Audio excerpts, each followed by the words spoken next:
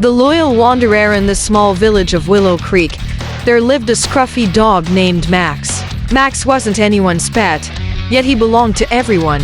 His shaggy brown coat and soulful eyes were as familiar to the villagers as the cobblestone streets.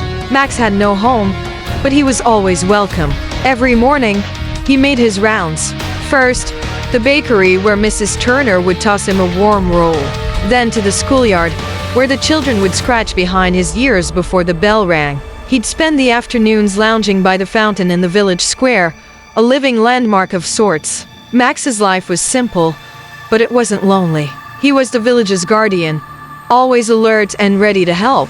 If a child lost their way, Max would lead them home. If a traveler needed directions, Max would guide them to the inn. He seemed to know the heart of every person in Willow Creek and had an uncanny way of showing up when someone needed him most. One stormy night, the river that ran through the village began to rise. The rains poured relentlessly, and the villagers scrambled to protect their homes. In the chaos, little Emma, the baker's daughter, wandered too close to the riverbank. Max, sensing danger, darted through the rain-soaked streets. When he reached the river, Emma was clutching a tree branch, her tiny frame trembling as the water swirled around her. Without hesitation, Max waded into the current.